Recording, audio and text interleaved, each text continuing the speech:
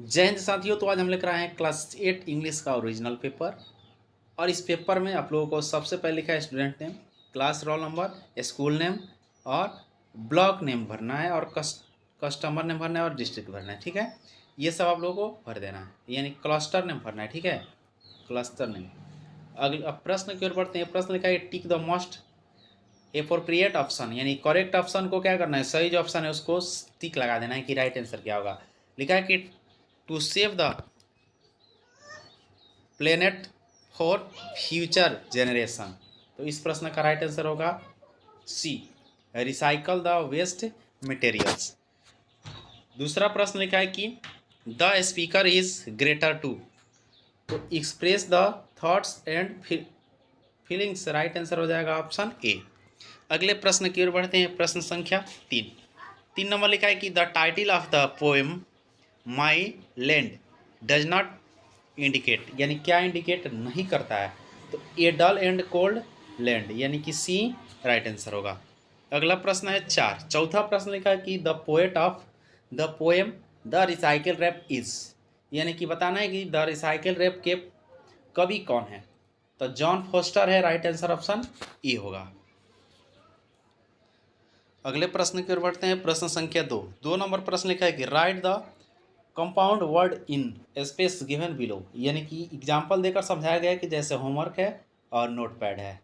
तो compound words का मतलब होता है कि दोनों शब्द क्या होना चाहिए, अलग अलग करने पर नाउन होना चाहिए।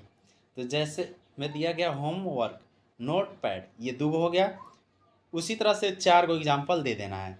तो सबसे पहले गर्लफ्रेंड लिख दीजिएगा, और दूसरा में लिख दीजिएगा सैंड पेपर लिख सकते हैं, ग्रैंड फादर, ग्रैंड मदर, इस तरह का बहुत सारा सेंटेंस आप लिख सकते हैं। मात्र 4 को लिखना है इसमें। अगला क्वेश्चन है कि correct the spelling of following words, यानी कि इसको सही करके लिख देना है। इस गलत लिखा गया है उसको सही करके लिखना है। जैसे परफॉर्मेंस लिखा है तो यहाँ पे ई के जगह पर क्या होना चाहिए, ई होना चाहिए। तो परफॉर्मेंस ऐसे लिखा जाएगा। सडनली में डबल डी रहता है, इस तरह से लिखा जाता है। और इंटरप्ट ऐसे लिखा जाता है, और ट्रेवल ऐसे लिखा जाता है। ठीक है, इस तरह से लिख सकते हैं। और 4 नंबर जो प्रश्न लिखा है कि read the flowing passage and answer the question that flow, यानी कि इसको पढ़ना है और पढ़ करके जो क्वेश्चन दिया गया है नीचे उसका आंसर देना है। तो पढ़ने के बाद आंसर दे सकते हैं। तो यहाँ पे क्वेश्चन आपके सामने दिख रहा है, लिखा है कि what every man must learn. तो every man must learn some basic cookies.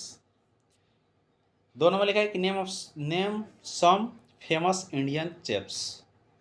तो नाम क्या है, वो लोगों का नाम है संजीव कपूर, रणवीर बरार, अतुल पुछार, ये नाम लिख देना है आप लोग को। Find the antonyms of following words from passage, यानी कि जो पैसेज दिया गया, यानी कि जो शब्द दिया गया उसका उल्टा लिखना है। यानी एंशिएंट का मतलब होता है प्राचीन, और उसका उल्टा क्या हो जाएगा, मॉडर्न, यानी कि नया हो जाएगा, आधुनिक हो जाएगा। ट्रेवल का मतलब क्या होता है, ट्रेवल का मतलब होता है कि मामूली। ठीक है, और स्पेशल का मतलब होता है खास। उसी तरह से डिसेबिलिटी, तो डिसेबिलिटी का मतलब क्या होता है, यानी कि जिसका जो एबिलिटी ना हो, यानी कि विकलांग हो, तो उसका विपरीत क्या हो जाएगा, एबिलिटी हो जाता है। 5 नंबर लिखा है ट्रांसलेट इनटू इंग्लिश, यानी कि अंग्रेजी में इसको ट्रांसलेट करना है। कल्पना चावला हमारे देश के बच्चों के लिए प्रेरणा का स्रोत है। तो इसका ट्रांसलेट क्या होगा कि Kalpana Chawla is a source of inspiration for the children of our country. CONTRY, यानी कि कंट्री यहाँ पे मिस्टेक से गलती लिखा गया है, TRY वहाँ पे होना चाहिए। ठीक है। दूसरा है कि बच्चे उनके जैसे अंतरिक्ष को यात्रा करना चाहते हैं। तो kids want to travel to space like them, हमें ऐसे बच्चों का उत्साह बढ़ाना चाहिए। We have to encourage such children, इस तरह से आप अनुवाद कर सकते हैं। और लिखा है कि answer any 2 of the flowing question in 20 to 25 words, यानी 20 से 25 शब्द में इसका आंसर देना है। लिखा है कि what is the causes of sleep problems. तो इस प्रश्न का आंसर यहाँ पे दे रहा है कि worry and depression causes sleep problems. और उसके बाद C नंबर का आंसर यहाँ पे दिया जा रहा है कि what did Kalpana and her husband like to do. तो they loved aerial aerobatics trekking backpacking and reading. इस तरह से आप लोग आंसर दे सकते हैं। तो अगर वीडियो अच्छा लगा हो तो लाइक कर दीजिए।